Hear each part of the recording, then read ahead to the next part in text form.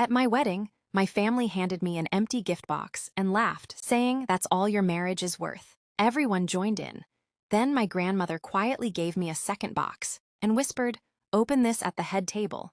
When I did, the entire reception went silent. "Hello, everyone.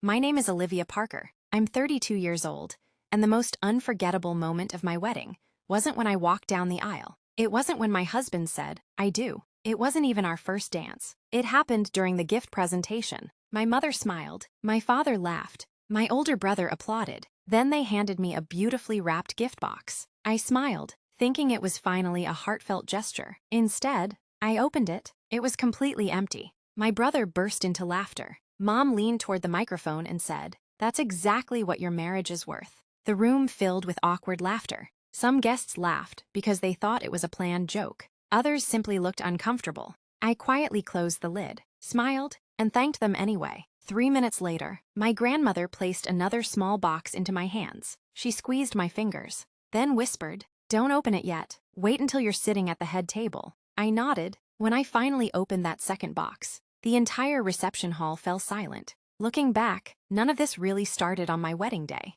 It started when I was born. I was the youngest of 3 children. My brother Nathan was the family's golden child. My sister Caroline was the talented one. I was simply the quiet daughter, not unwanted, just overlooked. When Nathan won a baseball trophy, the entire family celebrated. When Caroline received a music scholarship, Mom cried happy tears. When I graduated at the top of my college class, Dad smiled, then asked if I could help Nathan prepare for another job interview.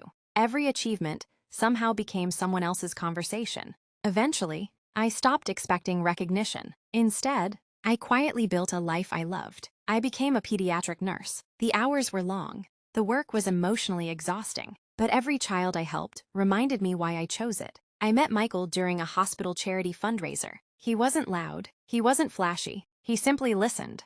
On our third date, he asked me, "What's something you've always wanted?" Nobody had ever asked me that before. I laughed. "A peaceful home." He smiled. "I think we can build one." 2 years later, he proposed beside a quiet lake at sunset. There were no photographers, no elaborate surprises, just the two of us. It was perfect. Planning the wedding should have been exciting. Instead, it became another reminder of how differently my family treated me. Mom constantly compared my wedding to Caroline's. "You know, your sister had lived musicians." Nathan joked, "Hope this one lasts longer than your houseplant."